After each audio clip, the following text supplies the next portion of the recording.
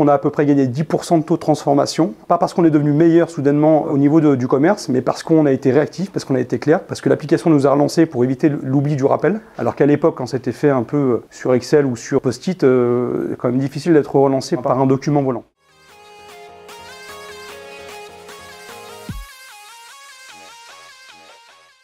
Salbrini, je suis le fondateur et le dirigeant du groupe Tenola, société basée sur le Rhône-Alpes, et nous avons à l'heure actuelle 6 agences dans lesquelles on retrouve des activités qui sont à destination du particulier, donc pour la partie sécurité, porte blindé, coffre-fort, une partie fenêtre et menuiserie. Et pour finir, on a une partie énergie renouvelable, ou en tout cas nouvelles énergies, dans les métiers de la pompe à chaleur et également de la production solaire en photovoltaïque.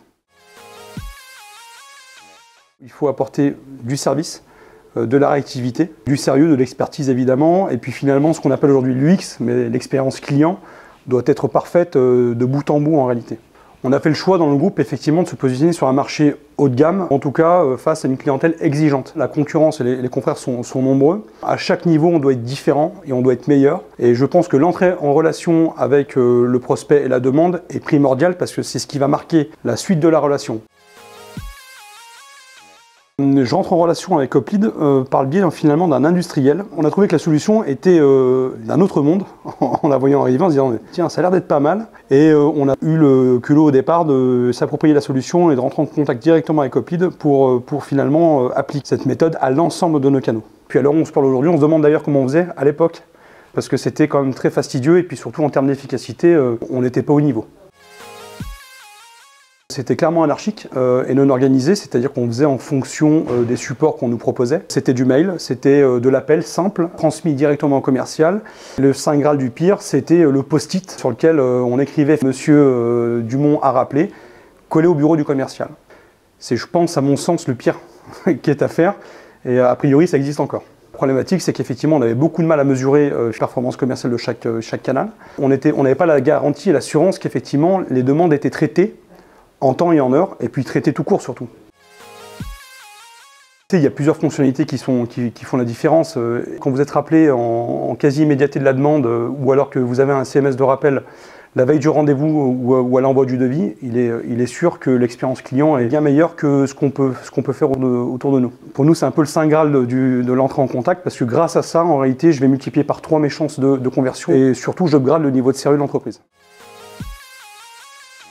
D'apporter une solution entonnoir sur laquelle je viens retrouver l'ensemble de mes demandes au même endroit. Ça, c'est un point qui est névralgique finalement. C'est qu'on arrête de se disperser et finalement on devient efficace. C'est que je sais livrer à mes équipes commerciales les demandes en fonction effectivement d'une volumétrie, d'une charge de travail, mais également en fonction d'un niveau de compétence, en fonction de certains métiers. Cette notion de gestion à un seul et même endroit, que ce soit pour le commercial, mais également pour le directeur commercial, de telle manière à pouvoir driver effectivement ces équipes avec précision.